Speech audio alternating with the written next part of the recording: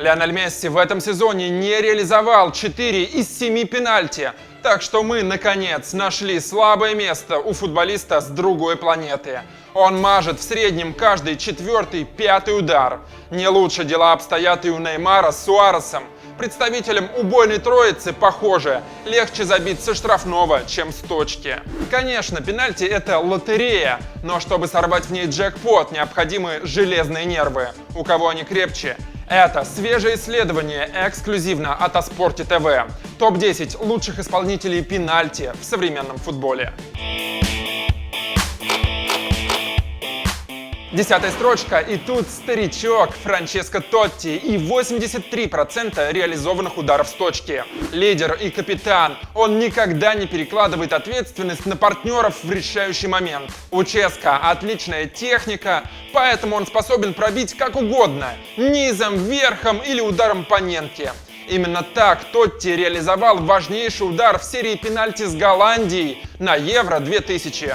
Евро-2000! Вы только вдумайтесь, как давно это было! А теперь представьте, полуфинал, переполненная Амстердам-арена, которая, разумеется, болеет за Голландию.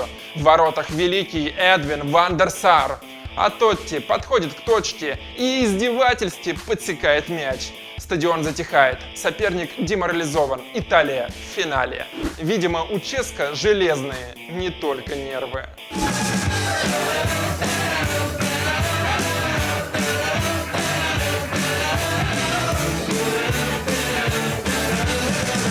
Девятая позиция и сразу 3 игрока с результативностью 84%. Давид Вилья, Дидье Дрогба и Томас Мюллер. Подробнее поговорим про немца, потому что он моложе остальных. Томас – сама уверенность как в игре, так и при ударе с точки. Ориентируется по вратарю и никогда не спешит.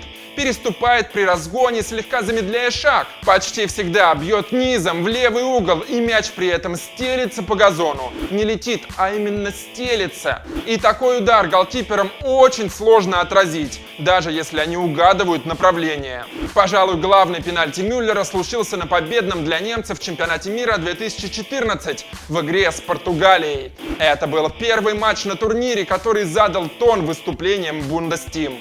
Главный пенальти Дрогба, конечно, был в финале Лиги чемпионов 2012-го в ворота Баварии. Решающий гол, причем на Альянс-арене. Это было незабываемо. А вот Вилья по-настоящему значимых мячей с точки не забивал. Разве что гол 2010 года в Казани, когда пенальти Вилья спас Барсу от очередного проигрыша Рубино.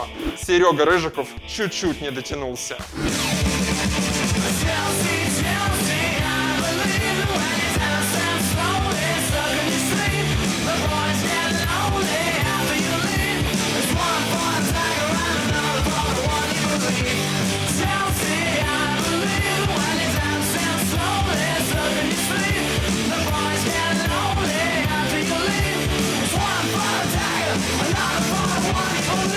Восьмой, а вот и он, Криштиану Роналду. Пожалуй, это единственный рейтинг лучших футболистов, в котором есть Криро, но нет Месси. Криштиану реализует 85% ударов с точки. Он редко ориентируется по голкиперу, предпочитая просто бить сильно и точно. Главное, что стоит отметить, пенальти – единственный элемент в игре Роналду, которую он делает без изюминки. Ведь вспомните, Криштиану абсолютно все делает с какой-то фишкой. Бьет штрафные, финтит, празднует, расстраивается. А вот пенальти пробивает как-то буднично. Главный 11-метровый был в мае 2007-го. Победный в манчестерском дерби с Сити, принесший красным дьяволам титул чемпиона Англии.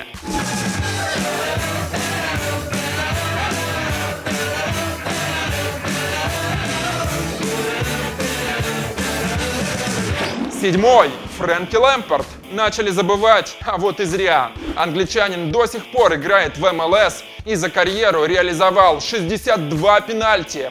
Фрэнк редко ориентируется по вратарю, зато всегда бьет сильно и в угол, стремясь пробить наверняка. Главный гол англичанина с точки случился в полуфинале Лиги чемпионов 2008 с Ливерпулем, позволивший синим пробиться в московский финал. Тот мяч Фрэнки посвятил ушедшей накануне маме. И помимо грандиозной важности запомнился небывалой эмоциональностью.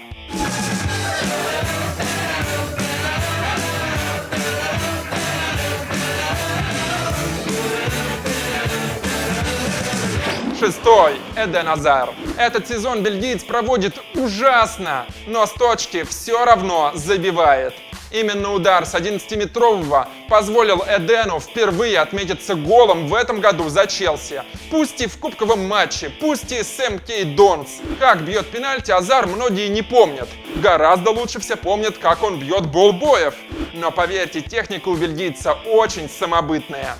Его удары, как правило, летят низом, у Эдена нет любимого угла и высоты. Он бьет, ориентируясь на действия голкипера, и часто даже не опускает голову вниз, а смотрит только на вратаря. А еще всегда перед пробитием облизывается.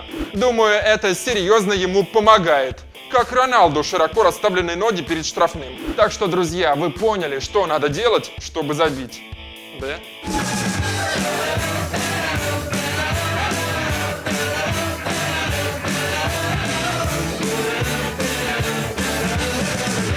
Место номер 5. И тут неожиданно Джузеппе Росси.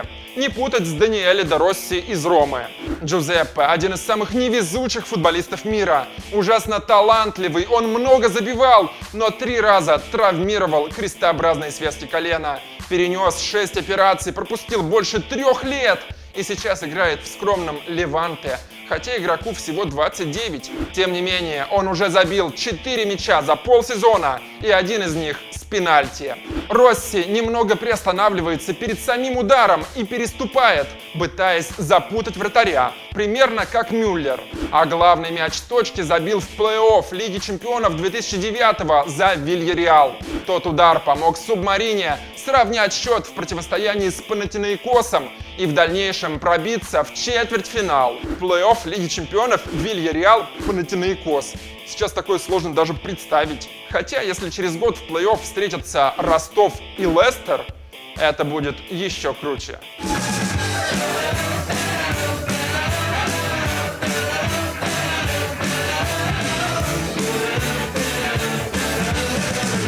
Четвертый – великий Стиви Джи. Свой главный пенальти Джерард не забил, потому что не бил. В эпическом финале Лиги чемпионов 2005-го до капитана красных просто не дошла очередь, потому что у Милана промазало сразу 3 игрока. Тем не менее, именно тот поединок Стиви называет важнейшим в своей карьере. Пенальти Джерард всегда бил очень уверенно и сильно, и неважно, низом или верхом, в похожей на Лэмпарда манере. А если говорить о состоявшихся важных голах с точки, то, пожалуй, это матч в апреле 2014-го с Вест Хэмом и дубль Стиви Джи с пенальти, который принес красным победу и укрепил надежду на долгожданное чемпионство. Что было дальше в матче с Челси, тоже с участием Стива, вспоминать не будем.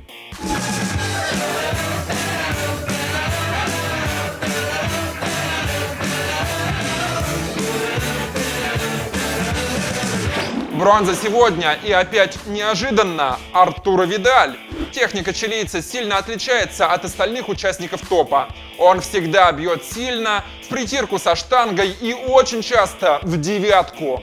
Вообще футболисты редко так рискуют, потому что велика вероятность повторить удар Рамоса и запустить метеорит. Но у Артура удар с точки отточен до совершенства. Во многом именно пенальти Видаля принесли его сборной Кубок Америки в 2015-м. Тогда игрок забил 2 важнейших мяча с 11-метрового в групповой стадии, позволившие чилийцам занять 1-е место в квартете, а потом еще и реализовал пенальти в финальной послематчевой серии с Аргентиной. И сборная Чили завоевала трофей. Игуаин же, пытавшийся тогда пробить в девятку, как раз повторил удар Рамоса. И поговаривают, их мячи даже столкнулись на орбите.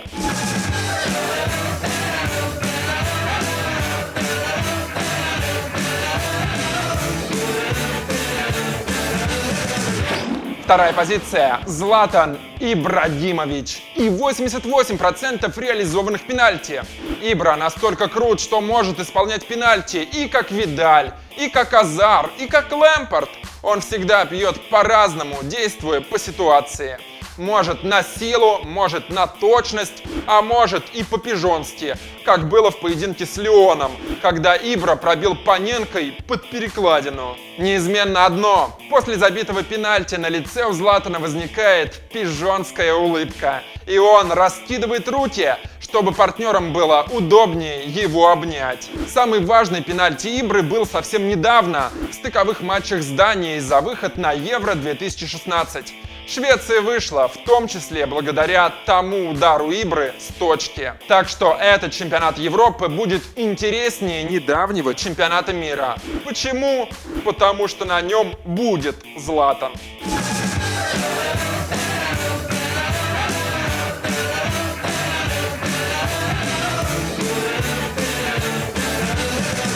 И первое место, вы не поверите, Марио Балотелли.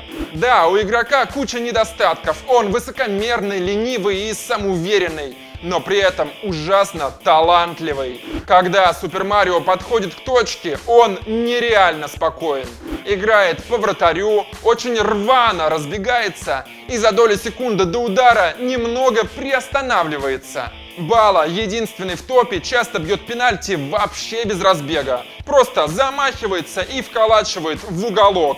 Аккуратно, не сильно, щечкой и вообще без нервов. Если выделять какой-то конкретный удар, то, пожалуй, из матча АПЛ 2012 с Тоттенхэмом, где Марио забил победный мяч на 95-й минуте. И если бы не те 3 очка, Сити не стал бы чемпионом впервые за 44 года.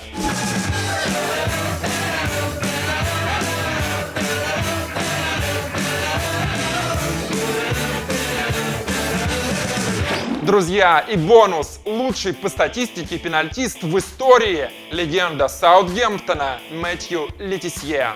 Англичанин прекрасно владел ударом с обеих ног, забивая фантастические голы, за что получил прозвище «Легот» – «Бог» от фанатов святых. А с точки забил 48 из 49 пенальти в карьере. Почти все в другой от вратаря угол и в притирку со штангой. Если не видели игру Летисье, обязательно посмотрите нарезки голов на YouTube.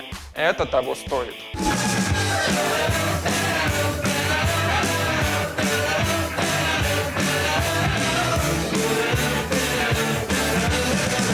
В топ вошли только действующие игроки из Европы и пробивавшие за карьеру с точки не менее 30 раз. Потому что было очень много таких, кто ударил раза 3-5 и все забил. Хосе Луис Чилаверт и Рожерио Сенни также очень много забивали с точки, но они играли в основном в Южной Америке, по которой просто нет статистики о незабитых пенальти. Распространен миф о том, что Гаиско Мендьетта реализовал все 11-метровые за карьеру, но сам игрок в интервью признавался, что дважды мазал. И не вошел Рики Ламберт, реализация которого 94%. Но почти все свои мячи игрок забил в низших английских дивизионах, где уровень вратарей, понятно, заметно ниже. Ну и Халк не вошел в список. Я даже не знаю, по какой причине. Пишите в комментариях, какой пенальти и какого игрока для вас самый памятный. И обязательно подписывайтесь. Тогда во дворе при ударе с точки в вас будет вселяться Балотелли. Прошлый выпуск топа про самых титулованных тренеров в истории типа Муриньо смотрите тут. А рейтинг необычных профессий футболистов после окончания карьеры, типа Бортеза, ставшего гонщиком и обогнавшего Себастьяна Лёба, здесь. Александр Журавлев о Спорте ТВ. Пока.